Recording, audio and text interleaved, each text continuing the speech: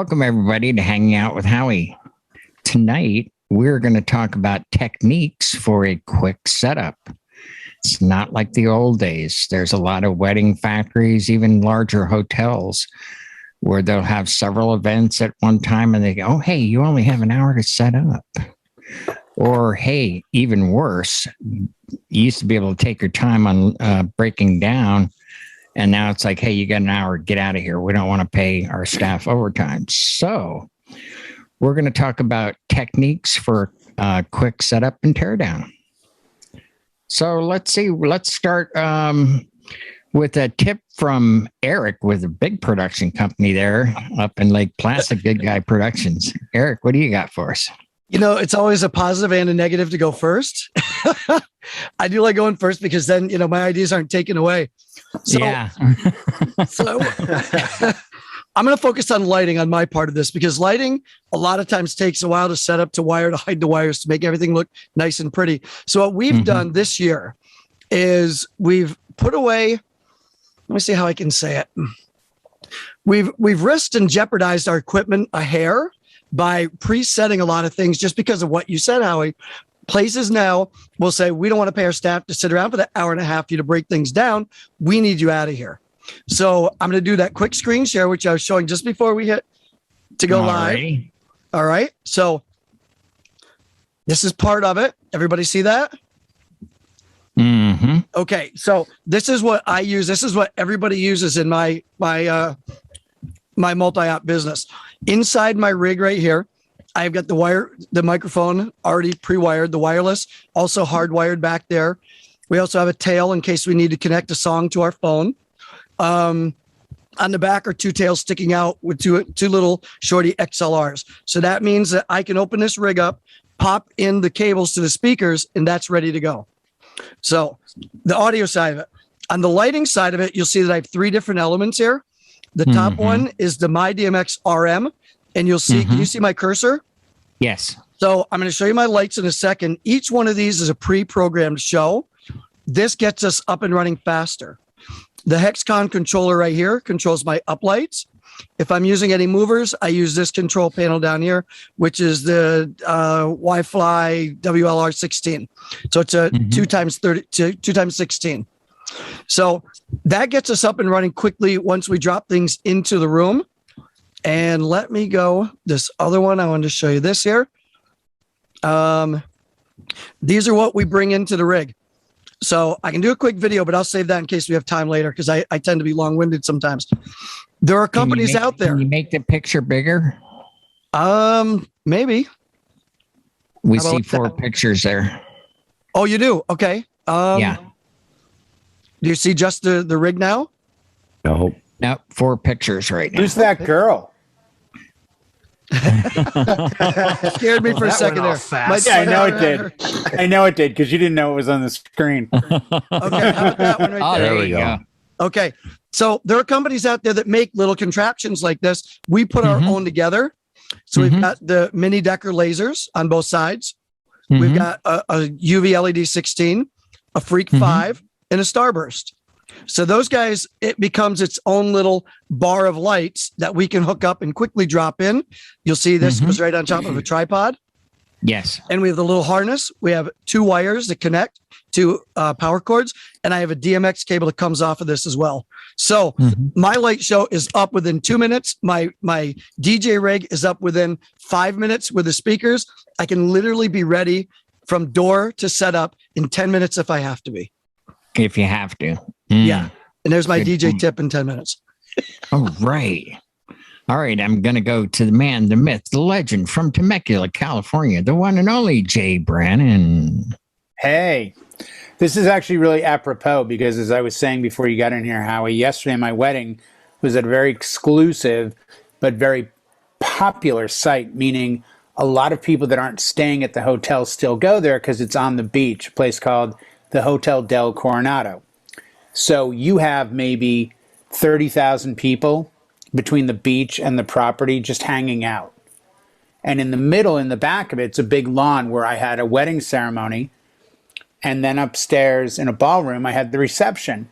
And I was faced with something I'm sure we've all had to do, I had to provide sound outside and then invite the guests to go upstairs and abandon the sound gear. So my tip is, in a case like that, you bring the extra cable to run either an iPad, your phone, something for sound, because the laptop never goes without me. So the laptop went upstairs. I then came back downstairs, plugged in a handheld mic, disconnected the iPad, announced that the guests needed to go upstairs, covered the gear, put it on the ground, ran upstairs, introduced the wedding party, and then came back down and then carried the gear back upstairs. But again, just like Eric said, when you get into rooms where you don't know the logistics, you really need to put your foot down sometimes and say, I can't leave my gear sitting there. So I need to be, you need to be allowing of me to leave right after introduction or whatever, unless you have an assistant. So I think the more you know ahead of time, and I knew this going into it, I knew this would be a challenging gig. You know, that's why site inspections, whenever possible, I think are one of the best tips I could leave anyone new to this. Know the venue, know where you're going to place, write a schematic. I mean, you have to do a lot of work, Eric, with cabling. I fortunately have gone the route of wireless. So I literally, my lights took a minute to set up, drop them, and then I turn them on later. You know, so that part's easy at the end of the night. But also, consider moving your stuff outside of the room door. Sometimes there's a hallway where I've had to move outside the room so they could clean it or lock it, but my gear's still safe in the hallway. So just a couple of things that might help people when it comes to a stressful environment where you've got a lot of people that may steal your stuff. Well, I think that's important. That's pre-staging, especially if there's another DJ doing like what happened to me. They're like, yeah, you can come in at 3:00. You know, you plenty of time. I'm on at 5, and they booked a shower for that day. And it's like, wow, I was lucky that, the other DJ was very cooperative. I said, hey, look, I start at 5. He goes, I end at 4. I was like, okay, how about, you go out from the right and I come in and set from the left. And so it pays to be nice to the other vendors. Oh, yeah. All right. We're going to go to John C. from Boston, Massachusetts. And hey, guys. I found labeling the cables would be very, very helpful. Just because a lot of times if you're setting up clubs, bars, it's dark. You can't see a whole lot of things. I've got big white labels on every single, from the XLRs to the DMX cords. And I do try to take a couple extra minutes on breakdown to at least make sure that if the light goes in a road case, it's got the power con, it's got the cables it needs, because sometimes different gear of mine go out in different arrangements. So I want the case that has what it needs to run to at least have what makes it work inside, so I don't have to go rummaging through the spare cable bag. And it just saves a lot of time with having things where they belong. I know we try to rush to get out, but when you drop that set of lights in, just make sure the wires go with it. Because if you take that out solo and it's not with the other bag that has the quick breakdown where you just jam everything into a bag and say, I'll sort it out tomorrow, a lot of times things end up in the wrong place. And you don't have Right. Okay. Danny, you have built a business on quick setups and teardowns. Yeah. So basically having as much pre-wired as you can. So you don't need to connect all your electronics together.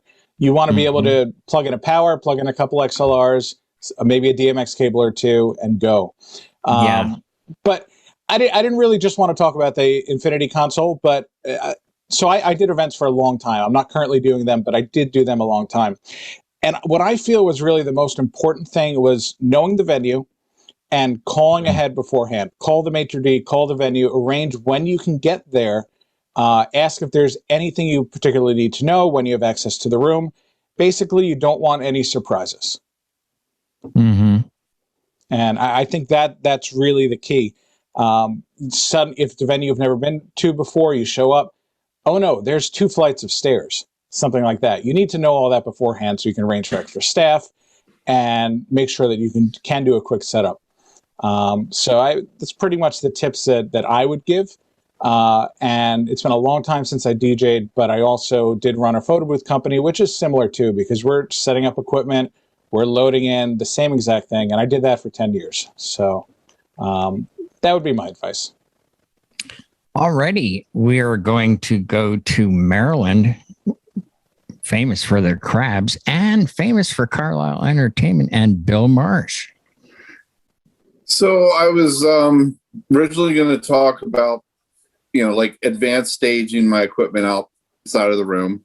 I was also going to talk about pre-wiring my sound system.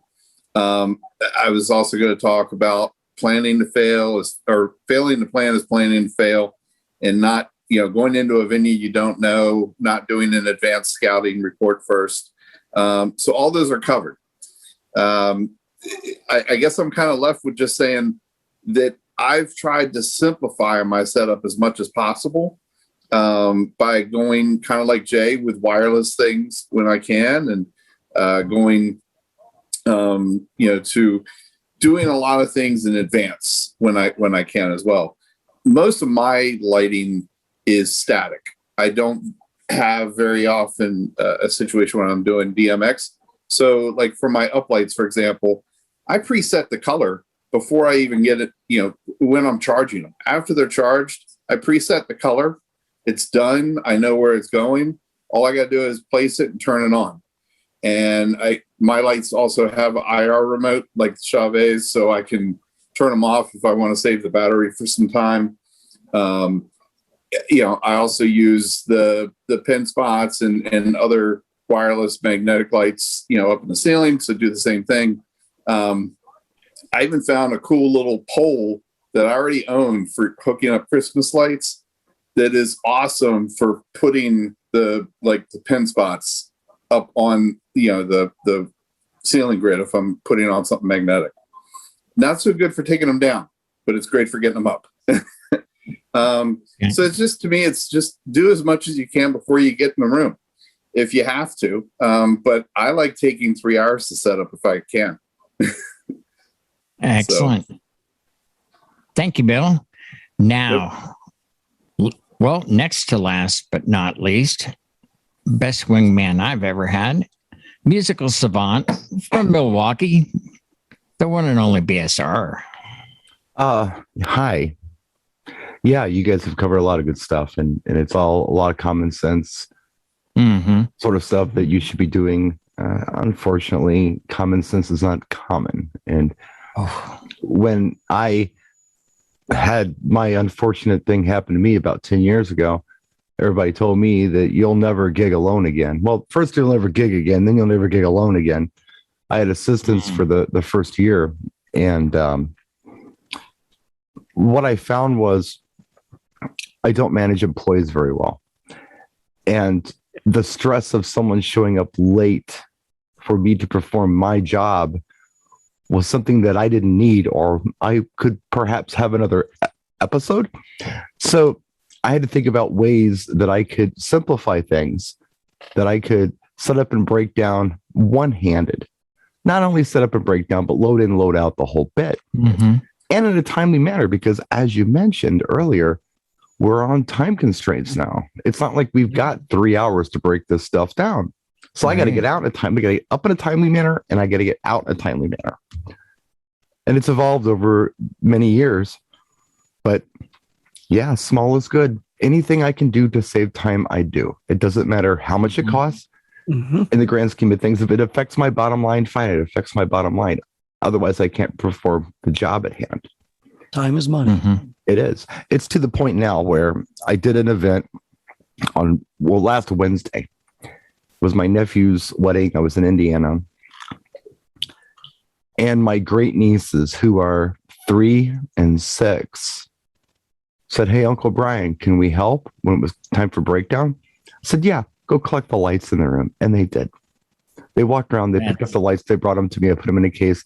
Meant I didn't have to bend my crippled butt down to pick them up. It's that easy. And I was trying to make it last longer so they were, have something to do for a longer amount of time, but it couldn't. I mean, it just went so fast.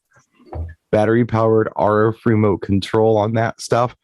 Speakers go up easy. They break down easy. Everything carries easy. Nothing weighs a lot. And I think that I could probably get my entire setup running quicker than most people can who are able-bodied with a setup, because it's just so small, just efficient. And as I believe Danny mentioned, the consolidation of anything you can in a rack, and Eric mentioned it as well, is a good thing. I've got that in a very small battle mixer rack. I've got power for my laptop. I've got cable leads for my wireless microphone, not only the DC, but I also have the audio lead pre-wired, zip tied together, ready to go. I've got USBs ready to go into the computer. It doesn't take much anymore. Anything I can do to save time, I do. And I believe it was John who mentioned not having like just a giant cable bag with every cable you need in it. Kind of try to get your cables in a place that makes sense with the equipment that they go to, so you're not rummaging through bags to find things. The other thing I will mention real quick before I'm done here on my little soapbox is that you probably don't need 50 pounds of spare cables. Well, maybe Eric does. Okay. Eric might. You're reading my mind. Most people don't. All right. Eric does. But if you're not Eric, you don't need this. You need an XLR or two. You need an IEC or two extra.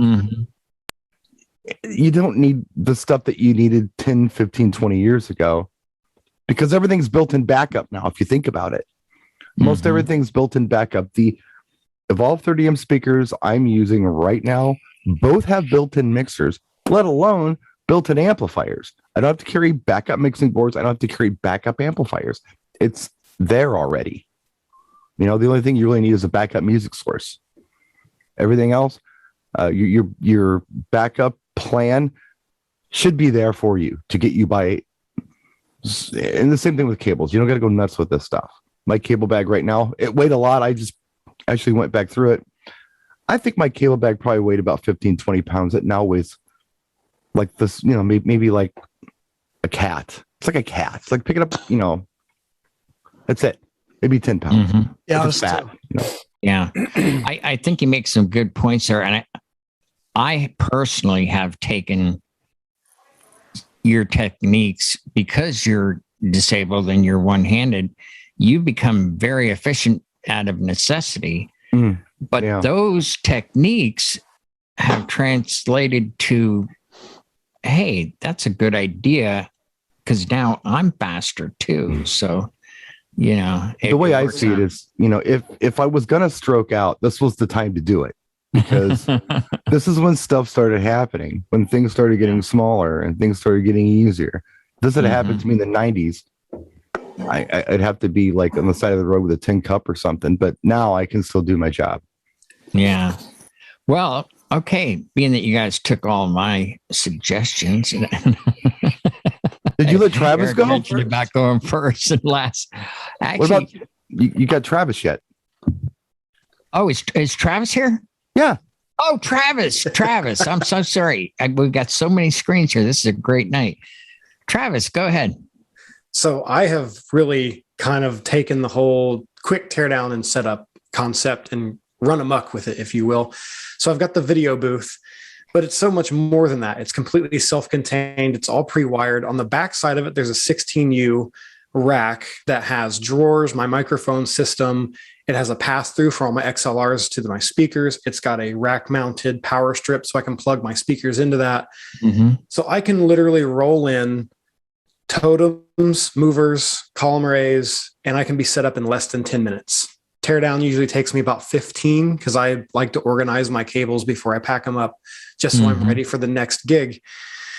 So there's that, but simple other things that I would have never thought of, and until I had seen some videos from some of the people that are in this room, things like pre-wiring your totems, having my PowerCon cable taped in there. That way I can just wrap it up, keep it in the totem, put the totem in a bag. When I get to the event, I can set it up, put the totem together, and then just plug in the mover. I for my subs, for my tops and my subs, my XLR and my power cable that goes up to the tops, I have Velcro ties already on the cables. So when I put it up on the pole, I can just go ahead and take that tie and wrap it in the top, the middle, and the bottom. Yep. That way it's done. Yeah. I keep all of my gear in bags. I keep my speakers in bags. I keep my lighting in bags. And I store the corresponding cable in the bag to go with it. That way I know it's always together. And then I also, out of fear of failure, my laptop bag, which is a backpack, all of my extras, my spares, my backup cables are all stored in that bag. I've got like 3 extra extension cords, 4 or 5 extra XLRs, just, for whatever might happen. So I've been to venues before where I had my older setup with the facade and the tabletop, and I got it down to about 30 minutes tear down. But with this system, when I first unveiled it in 2019, I was at a venue that I play at a lot, and I was rolling out. I was done. It took me, I think, 18 minutes to tear down. I'm rolling out. I look at the guy that's like part of the venue. He's part of the venue staff, and he's the one that has to supervise and make sure all the other venue staff members do their jobs, and to make sure all the vendors get all their stuff out. I shoot him a peace sign. I'm like, take it easy, man. I'm out of here. I'll see you in a couple months. And he was like, wait, you're already done? I said, yes, sir. I'm out of here. And he was like, dude, can I have some cards? Because the last DJ kept me here till 3 a.m. and I'm so happy I don't have to do that. And now that venue pushes me really hard because they know I can get in and out in a really, really quick time, and I'm not holding their staff up. Yes, that seems to be very important in business. It's like we want to let our people go, and man, it paid off for you. So that's wonderful. So I guess, okay, I'm going to have to come up with something new and different, because I think all of us do. I think most, weddings, we're going to do 2 systems. We're going to do a ceremony and we're going to do the reception. So that's 2 setups. So like's been said here, everything I have is pre-wired, where the most I'll have to do is power it and, XLR cable to the powered speaker.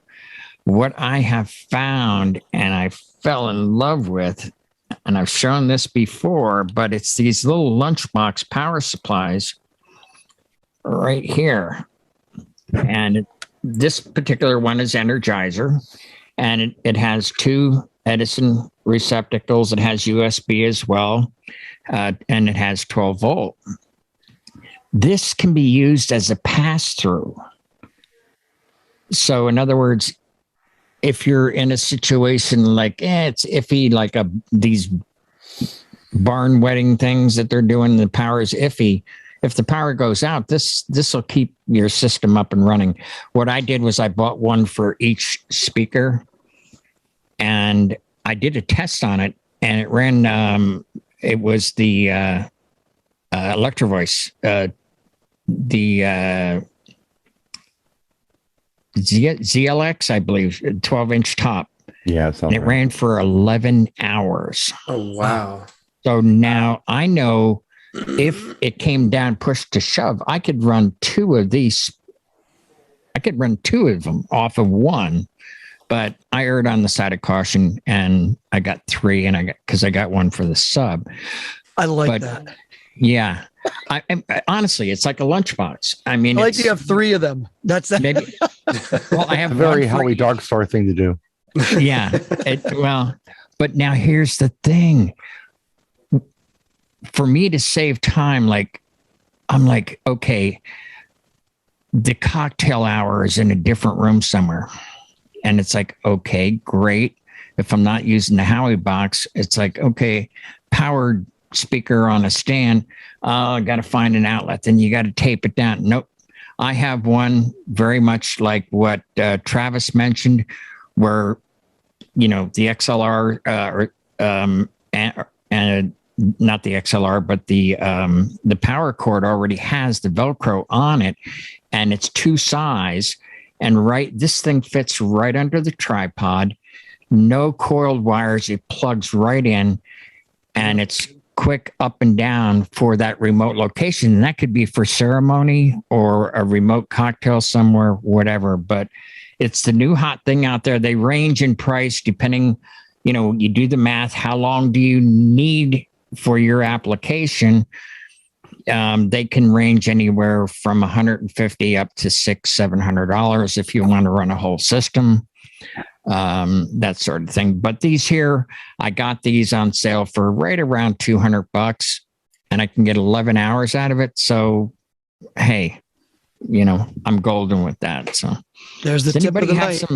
Anybody have some final thoughts? What do you got there, Eric? I just wrote that down.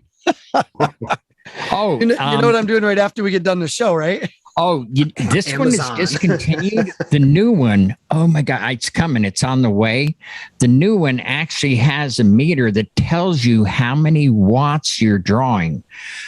We all know the SPL versus, watts, where they have that banner on it's 1,000-watt speaker. Yeah. No, when you plug it in, it tells you, much like the kilowatt meter. It's like, I'm doing ear splitting music at 45 watts. I'm drawing off of those 12-inch tops.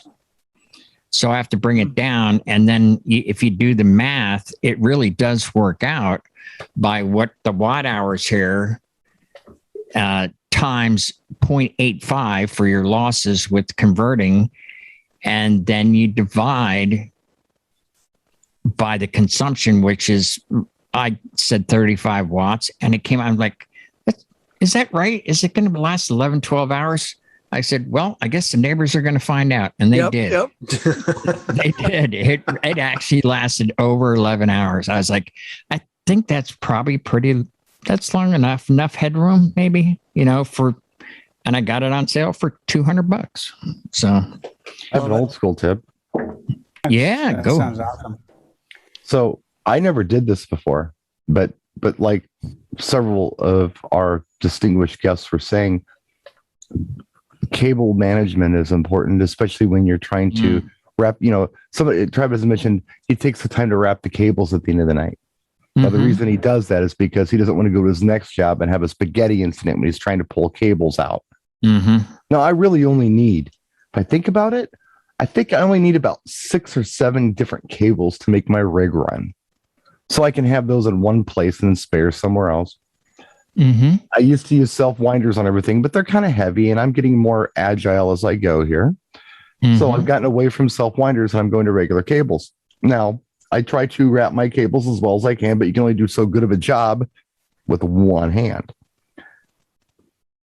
I'd never used these before, but I started using them about 2 weeks ago, and I dig them. I got these from Dr. Frankenstein years ago. These little Velcro cable things, So you basically, you take this sucker and you put it through the hole and pull it, and you put your cable through the middle, and you've got this Velcro attached to a cable. So when you put your cables away, if you wrap them and Velcro them together, you're not going to get that spaghetti incident anymore. When you go to take the stuff out to set up, it's going to go a lot faster for you. It's a quick little step that has saved me a lot of time already, just using these stupid Velcro straps on cables. I know some of you already do this. Some of you are thinking, well, that's not even worth mentioning. Well, you probably not for those of you who've been doing it for 10 years, but I just started doing it 2 weeks ago, and I really like it. Now, Jay, I saw what you did there, Jay. I saw that. I have a variety of those. The bungee balls. Oh my gosh. Yeah. Mike Sanchez turned me onto those. Who gave me Pulse? Pulse came down, and as a thank you for me driving him to Vegas to Mobile Beat a few years ago, he gave me a bag of like 30 of them. And it didn't dawn on me, like, every time there's a cable anywhere, I'm just like attaching it to speaker stands or whatever. The other thing is, along with what you said, Brian said, Eric, pretty much everyone, and it took me 25 years to come up with this genius move. I literally this year decided I was sick of carrying 2 American DJ black and red tool bags, a hockey bag, a custom bag, and then another bag. Because you went through the cable bag, like Brian said. No, I not only did that, Brian. I did what makes so much sense. It's the dumbest thing ever. I literally set up my system the exact way I wanted it. The EVs were far enough away. Everything was where it wanted. And I went to Harbor Freight and I bought a bag. I bought 2. And I bought one for ceremony and I bought one for reception. And then at the end of the night, I took the empty bag and I took all the cables from the reception and put them in that bag and marked it 2. Then the other bag, including a charger for my laptop and a microphone, I put in the first bag and marked it 1. So now that bag goes with ceremony. It has everything like John said. And the other bag goes like yesterday. I literally pulled 2 bags, even though force of habit, I pulled 5 bags, but I never needed anything out of the other bags. Right. But I still carry the spaghetti bags that are like, oh, you know, that day that I need that 32-foot RCA to RCA cable because it's going to come up one time where I've got to do a projector, and then you realize, no, I don't. They're going to run an HDMI to me and I'll be okay. Like the little things. It's amazing how you can teach an old dog new tricks by just being common sense about it. Yeah, right. Yeah, I started doing that, and I was going to mention that. Really good point, Jay, is like for all 3 systems that I have, all of the cabling goes with that. It's not like, okay, I'm done with the ceremony. Okay, now I need this cable no. Cables for each individual one, and then a go-to bag for your spares that would cover all 3. So yeah. Good. This was really good stuff tonight, guys.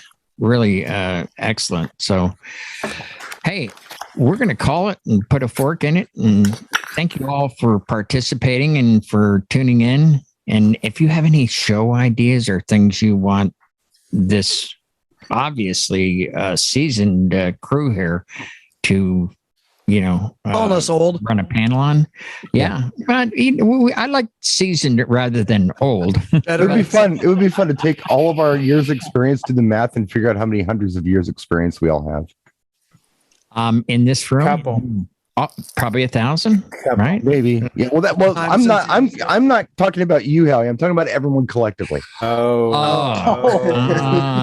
Okay. So 1,030. We'll be here all week. Tip your waitresses. On that note, we're going to end this before they back the bus back over me again. Beep, beep, beep, beep. Good night, everybody. Thank you.